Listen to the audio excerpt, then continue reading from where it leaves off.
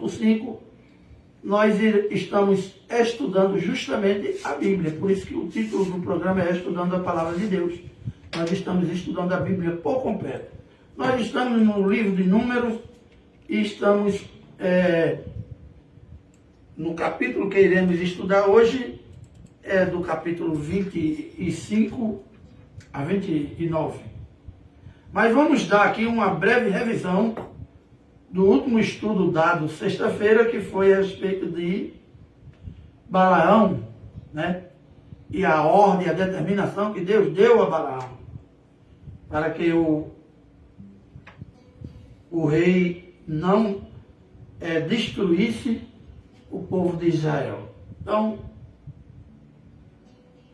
quem foi Balaão, né? A gente falou a respeito de Balaão, que era um profeta, né, que profetizava só através do dinheiro, de recursos financeiros, né? E era mais um adivinho do que um próprio profeta. Então, bem rápido aqui, a gente vai fazer uma revisão de sexta-feira do que foi falado. Quem foi Balaão? A sua história e o seu pecado. Balaão foi um adivinho contratado para amaldiçoar Israel, mas que acabou por abençoar o povo. Balaão recebeu profecias de Deus, mas ele tentou fazer mal a Israel. Ele ficou conhecido por aceitar fazer mal ao povo de Deus por dinheiro. Antes de entrar na terra prometida, o povo de Israel derrotou alguns povos vizinhos. O rei Balaque ficou com medo, por isso ele mandou chamar Balaão para amaldiçoar os israelitas, abençoar os moabitas. Balaão era conhecido por fazer magias, e as pessoas confiavam que suas bênçãos e maldição tinham poder. Aí você abre a sua Bíblia em casa no livro de Números, no capítulo 22, do verso 4, verso 6. Do verso 4, verso 6, que diz: Então os moabitas disseram aos líderes de Midian: Essa multidão devorará tudo o que há ao nosso redor, como o boi devora o capim do pasto. Balaque, filho de Zippor, rei de Moabe, naquela época, um povo que saiu do Egito, cobre a face da terra e se estabeleceu perto de mim. Enviou mensageiros para chamar Balaão, filho de Beor, que estava em Petor, perto do Eufrates, em sua terra natal. A mensagem de Balaque dizia: Vem agora, lança uma maldição contra o povo de Israel, pois é forte demais para mim. Então, a gente vê aqui que Balaão era um profeta, mas adivinho de que profeta, e que ele fazia suas profecias através do dinheiro, então o que ele dizia não era verdade. Balaão partiu para se encontrar com Balaque, mas no caminho Deus ficou zangado e decidiu impedir Balaão. Ele viu o coração de Balaão e sabia que ele tinha mais intenções. A jumenta de Balaão viu o anjo de Deus no caminho, pronto para matar Balaão, e se desviou dele 2 vezes. Na terceira vez, a jumenta sentou e se recusou a seguir em frente. Zangado, Balaão bateu na jumenta. Deus abriu a boca da jumenta e repreendeu Balaão por sua atitude.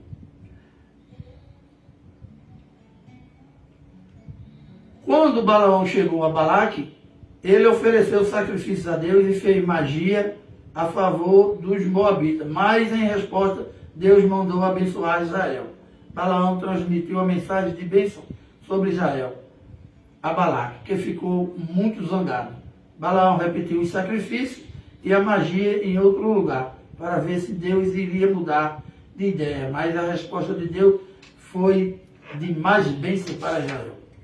Então essa história de Balaão, ela só mostra uma coisa, que nos dias de hoje, a gente vê quantos Balaães existem, né? Quantos? Eu sempre falo aqui, Acredito que muitos não gostam, mas é que a Bíblia fala das heresias pregadas no dia de hoje nos púlpitos.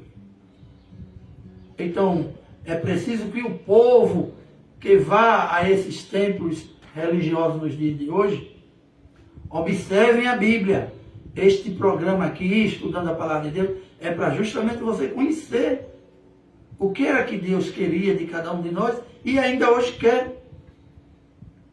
Então, é importante que a gente leia a Bíblia, porque quando alguém tiver com algum texto bíblico falando para o povo no púlpito, é preciso que você observe que o que ele está falando tem realmente a aprovação de Deus, se está de consonância com a Bíblia, com os ensinamentos, ou se ele está trazendo mensagem de si próprio, mensagem humana.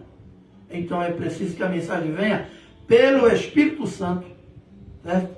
Então, para isso é preciso que você estude a Bíblia, é preciso que você leia. E por isso que a gente estuda aqui toda sexta-feira, de pouquinho em pouquinho, todos os livros da Bíblia, para que a gente possa entender um pouco da palavra de Deus.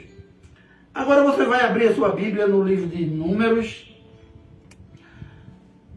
continuando no livro de Números, e o capítulo é 25 e 26.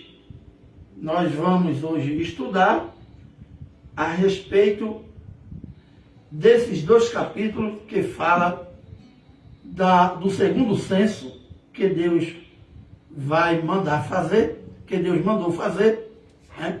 Na época, Deus mandou fazer o segundo censo, onde ia distribuir as tribos e onde depois, a chegar à terra prometida, iria distribuir a terra por cada tribo. Então você lá abra sua Bíblia no capítulo 25 e a gente vai começar a ler. Os capítulos 25 e 26 do livro de Números trazem eventos cruciais na história de Israel durante sua jornada no deserto. No capítulo 25, o povo de Israel cai em pecado ao se envolver com as filhas dos Moabitas e adora Baal Peor, provocando a ira de Deus.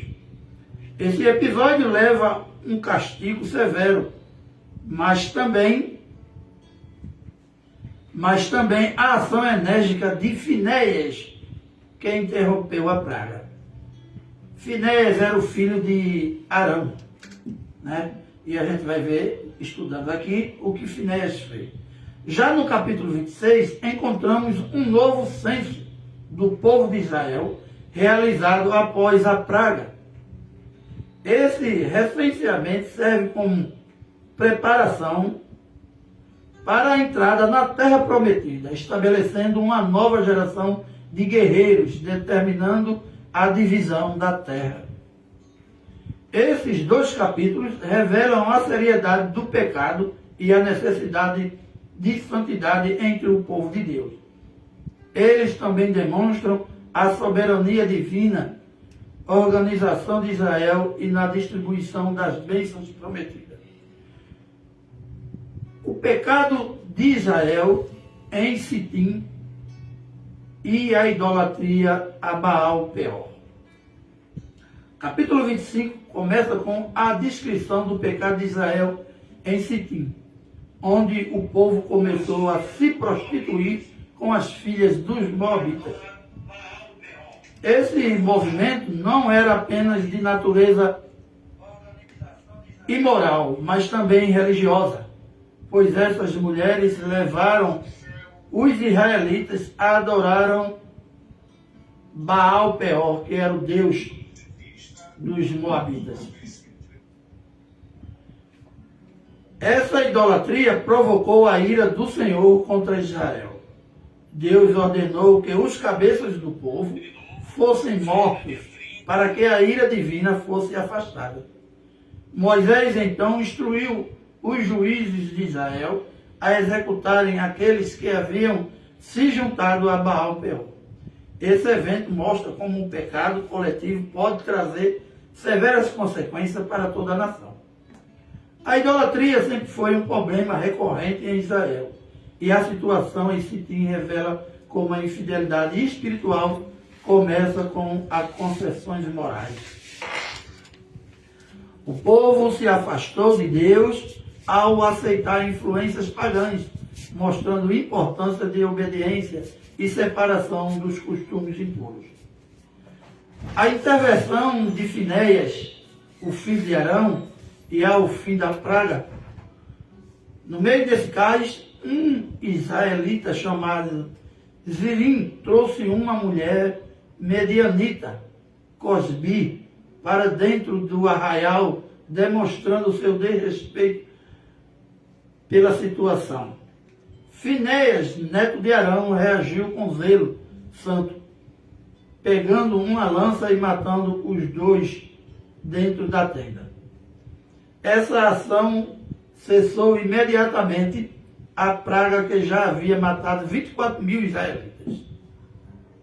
Deus então elogiou a atitude de Finéias, concedendo-lhe uma aliança de paz e garantindo que sua linhagem continuaria no sacerdócio.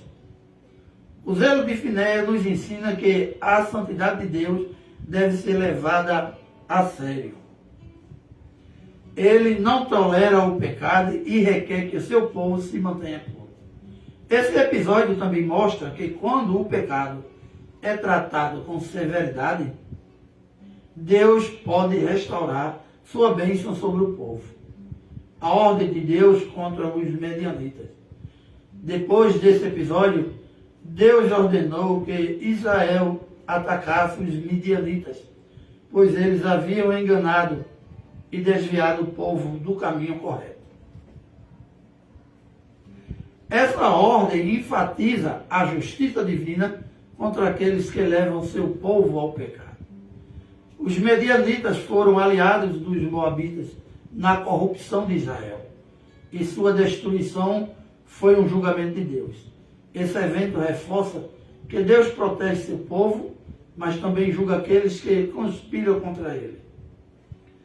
Esse capítulo também destaca a necessidade de vigilância espiritual, assim como Israel precisava estar atento ao engano dos medianitas. Os cristãos hoje devem estar atentos às influências mundanas que podem afastá-los de Deus. Essa parte da idolatria, que fala aqui do castigo que Deus deu ao povo israelita, por se juntarem com os fenícios e moabitas e adorar o Deus Baal Peor, hoje continua as adorações, as idolatrias no mundo de hoje. A gente vê que o evangelho puro, que a palavra de Deus pura, ela está faltando ser pregada.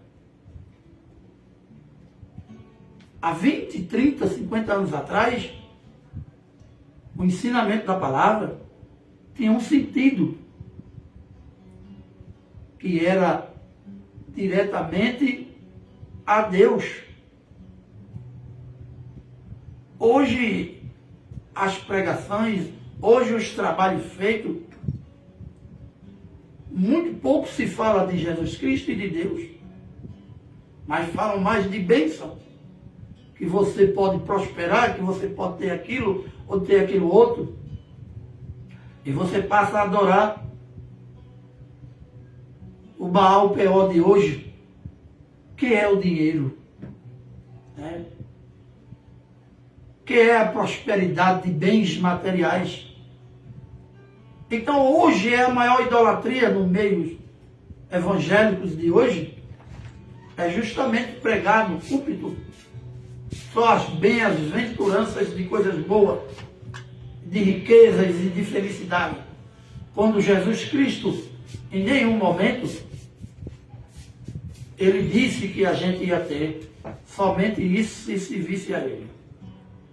A primeira coisa que Jesus disse, que no mundo a gente iria ter aflições, iríamos ter perseguições por conta da obediência em servir a ele. Mas aí a palavra começou a ser distorcida, levando em alguns púlpitos só prosperidade, colocando em sua mente que se você fizer isso e aquilo, você terá bênçãos e riquezas. E que você lê o Evangelho, você não vai encontrar Deus dizendo que você vai ficar rico, se você fizer isso ou aquilo. Deus diz que se você for obediente, nada irá lhe faltar. Paulo diz em suas cartas que no mundo haveremos de passar por aflições, né? O próprio Jesus diz que no mundo haveremos de passar por aflições. Tenhamos bom ânimo que ele venceu o mundo, nós também venceremos se formos fiel a Cristo. E Paulo diz em suas cartas que não devemos nos preocupar com o que há de comer, vestir ou beber. Porque Deus dará a gente tudo. Então, se você é fiel aos ensinamentos da palavra, se você é fiel a Jesus Cristo, se você é obediente, porque toda a Bíblia, ela requer da gente uma única coisa: obediência, mas obediência aos seus ensinamentos, ao querer de Deus. A obediência é essa. Mas veja que o povo de Israel, a primeira geração, a segunda geração, não entrou na terra prometida porque desobedeceu e teve suas mortes pelo caminho. O povo da terceira geração, Deus resolveu fazer com que Moisés fizesse o segundo censo, para que eles pudessem entrar na terra prometida através de Josué e Caleb. O segundo censo de Israel, o capítulo 26, registra um novo censo do povo de Israel após a praga. Esse recenseamento era necessário para determinar a quantidade de homens aptos para a guerra, para a distribuição de terras prometidas. A gente vê que durante a jornada até a terra prometida, várias guerras o povo de Israel travou até chegar à terra prometida, né? Então, Deus colocou líderes como Josué e Caleb, e cada tribo tinha seu líder, que também tomava conta daquela tribo dos seus soldados, né? A gente sabe que no exército tem o general, os coronéis, os capitães, os cabos, os tenentes, os sargentos e os cabos. Depois vem os soldados. Então, foi dividido, foi feito o censo e foi dividido as 16 tribos para que eles pudessem servir de exército para as batalhas que viriam para frente, como a história mais conhecida da Bíblia, que é as muralhas de Jericó, né? Até filme tem retratando aquele evento ocorrido. Então o censo revelou que a geração que havia saído do Egito perecerá no deserto, conforme a promessa de Deus. Apenas Josué e Caleb sobreviveram. Esse dado confirma a fidelidade de Deus. Aí essa parte você vê no livro de Números, capítulo 26, o verso 63 e 65. A realização desse censo mostra a preparação de Deus para a conquista da terra. Cada tribo receberia sua herança, conforme seu tamanho, garantindo justiça e organização. A divisão da terra por sorteio, Deus ordenou que a terra fosse distribuída conforme o censo, dando mais terra às tribos mais numerosas e menos às menores. Contudo, a divisão deveria ser feita por sorteio, mostrando a soberania divina. Isso reforça o princípio de que a herança de Israel não dependia apenas da força militar, mas do plano de Deus. Ele mesmo determinava quem receberia e o que receberia. Essa prática também nos lembra que Deus é soberano sobre as nossas bênçãos. Ele distribui segundo a sua vontade e justiça. Nos dias de hoje, a obediência que nós devemos ter a Deus, e se nós tivermos, Deus dá as bênçãos a gente de acordo com o nosso merecimento. Então é só esperar o tempo certo. Né? É só esperar a gente colocar os nossos joelhos no chão, orar a Deus, agradecer. Será que o fato de eu estar aqui com vida, conversando com os irmãos e ouvintes desse programa Estudando a Palavra de Deus, será que não é um motivo grande de eu estar alegre e feliz? É mais um dia de vida que Ele me deu. Isso para mim já é o bastante. O restante do dia, eu também dependo dEle, está na mão dEle. E o que eu posso fazer, como ser humano, que sou limitado, o que eu posso fazer, irei fazer. E o que eu não posso, eu entrego nas mãos de Deus, porque o impossível é com Deus. Ele quer que a gente seja também vigilante nas nossas ações. Ele quer que a gente seja não somente obediente, mas vigilante todos os dias em nossas ações. E que a gente não se escore ou se deite numa rede a balançar e dizendo, eu tenho Deus, sou obediente, Deus o resto vai fazer comigo. Não, também não é assim que Deus quer. Deus colocou a gente no mundo e deu a Ele o quê? A sua imagem e semelhança. Colocou na gente inteligência. Ser animal inteligente. Nós somos, certo? Com consciência do certo e do errado. Então hoje no mundo em que vivemos, um mundo globalizado, cada dia mais avançado, e a gente tem que ir acompanhando, tirando o que é de ruim e absorvendo o que é bom nos dias de hoje. Mas a palavra de Deus, aquela lá de Gênesis, ela ainda permanece nova nos dias de hoje.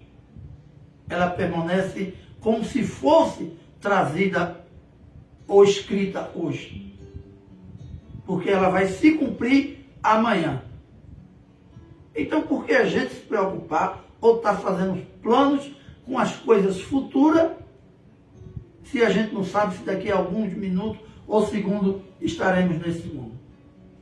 Então, a gente tem que estar vigilante na palavra de Deus. A gente tem que estar preocupado em servir a Deus. Mas para isso a gente precisa estudar a Bíblia. Se você não estudar a Bíblia, você pode estar aí em uma igreja de Baal ou de Balaão, servindo sem saber por que está ali. Então é importante que você estude